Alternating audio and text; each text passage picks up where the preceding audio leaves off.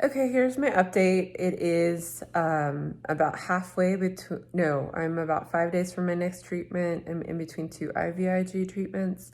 And this last one's been like really up and down. At first, I felt amazing and really strong. And like, I had like half a day or so, I felt really pretty great after my treatment.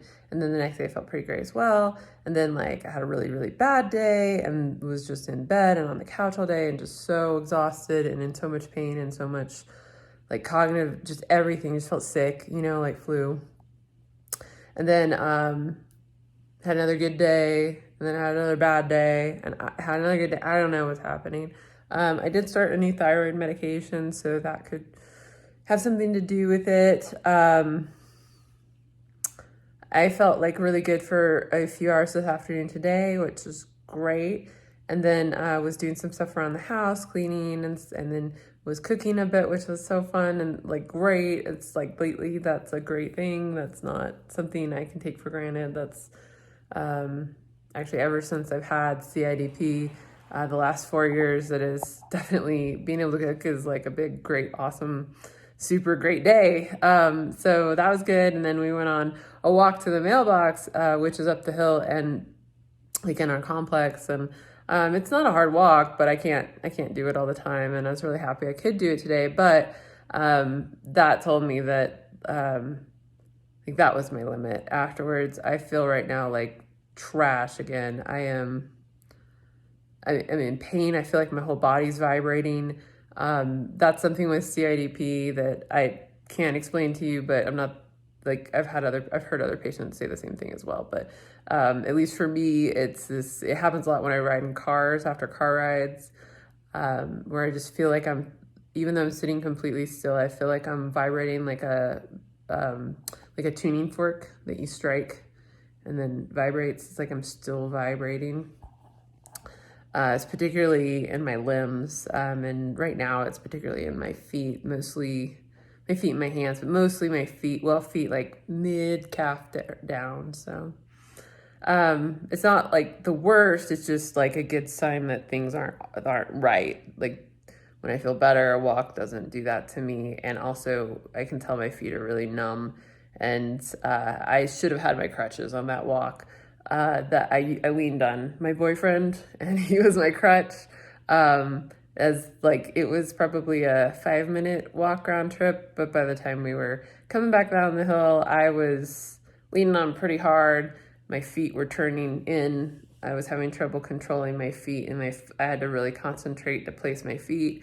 The whole time from start to finish, my feet were like clodding, like they were clopping like a horse, like it just like thud, like my legs are working, but my feet aren't. So they kind of like land, like they aren't 100%. So they like land like a heavy horse's foot or something, just clop down instead of the normal foot walk motion. So that sucks. I hate that. I haven't had as much trouble with walking lately, although I've been too tired to go very far.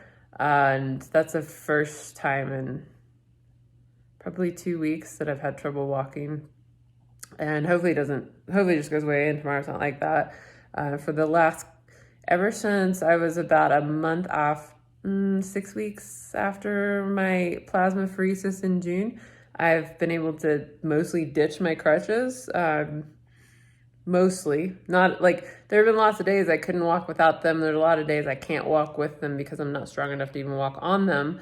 But so like for me mentally, it's kind of a weird thing to say that I haven't been using my crutches. Well, it's been either like it's either I can walk with, like when I feel good, I walk without them, which means that the myelin sheaths have had a lot of repair, which is really good.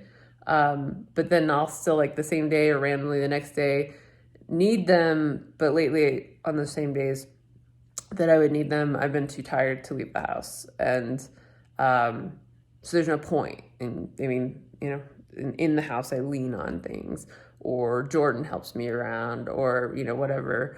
I just don't move around a whole lot. So is what it is. But yeah, I actually felt like I had the energy to make that walk. And then it wasn't energy this time. It was some nerve damage, clearly. So I don't like that one. The nerve damage doesn't come and go fast. It's more gradual and more, I think, I'm not sure. It's hard to say. It does come and go, but the function comes, I don't know. I don't know. I feel like logically my brain says, oh, that should take a while to be damaged and then go back. But then that's not how it works in reality. I can be walking one day and on crutches the next. So I can't explain that. That's just how it is with CIDP. Because I'm right on that line. I'm like in this like border area where like I almost, like when I don't need my crutches, I'm not super strong away from that. So it doesn't take much to put me back there. But I'm just gonna, the other thing is I just feel so tired after that walk. I'm gonna rest. Like I really pushed myself to make this video because at least it was something interesting, more interesting than your average day, that I was able to test it and see how things are. I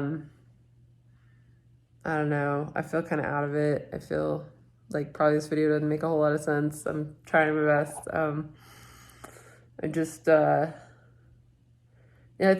are good because some of my good days are better than yeah, I don't know. Like, I actually, that's not true.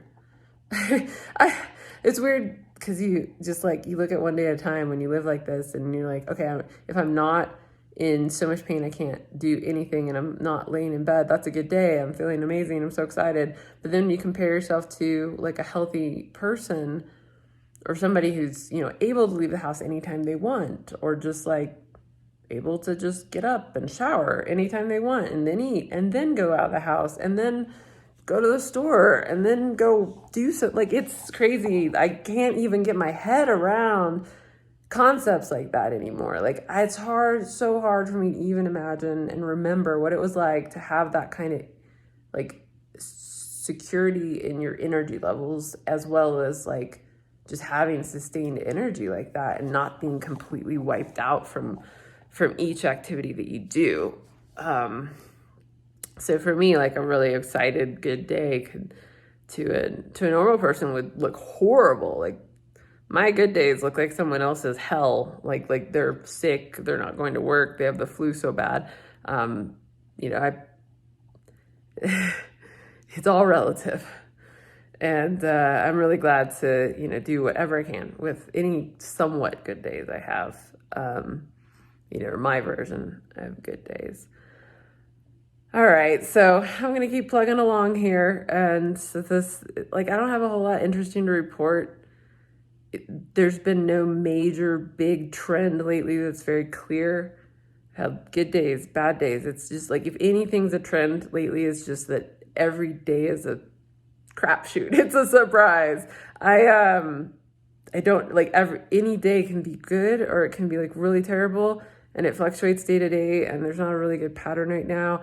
I was on this steroid for cortisol levels, and then I'm off that, and then I'm on a new thyroid medication, and so these things also throw things off and give your body has to have time to adjust. So that could be part of it. It could just be that, I don't know, just this disease the way it is. I don't know. It could be Hashimoto's that they're saying I may have or probably have.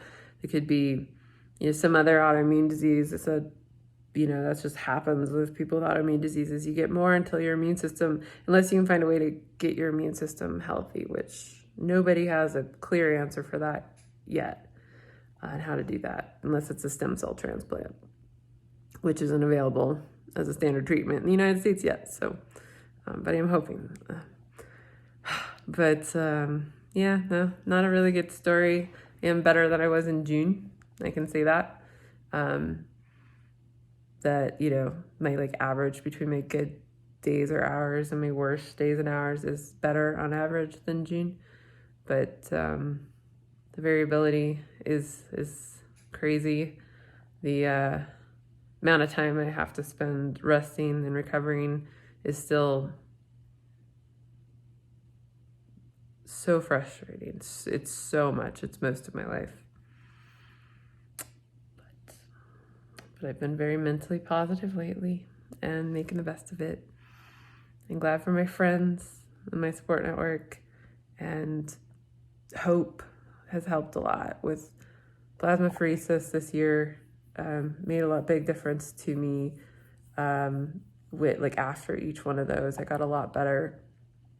In June, I was sometimes wheelchair status, definitely wheelchair status when I got to the hospital for plasmapheresis, and I'm not fluctuating to wheelchair status even on my worst days right now. I might be too tired to move around or use my crutches, or just need to lay there, but it's not, I don't think it's like wheelchair nerve status, so we'll see. Who knows? I wish somebody could crack open my body and tell me exactly what's going on. That'd be really helpful. But at the same time, all of this is not unusual for someone with CIDP. It's not unusual for someone with autoimmune disease. All these are typical symptoms, typical experience. It just feels awful because there isn't a pill you can just take and make it go away. It's not like you can take an antibiotic and get better from this, or just rest a few weeks and it goes away. It doesn't. And all these treatments and this massive amount of healthcare that I get is society's best, at this point in time, best available attempt to try to help people. And it's just not there yet. I mean, that's why you have so many people with these diseases who aren't getting better, and there's so much research going on. And but it has helped that lately I've felt more hopeful on that front. I actually think a lot of the COVID research is helping me be hopeful. One positive, dark reasoning, but positive thing that's coming out of this year, I'm hoping, is advances in understanding the immune system through the way COVID causes the problems it causes, and causes those severe cases, and why, and what happens. And that has provided, it's kind of, it really sucks, but I can't take this very seriously, but it is provided on the upside a sample size, the population that is observable, and cases they can follow, and things like that, and funding for all of this research that hopefully will help. If they can understand the immune system better, they can understand autoimmune issues better and how to treat them. So fingers crossed. Maybe some really good things will come out of 2022. 2020 also. All right, thanks for watching.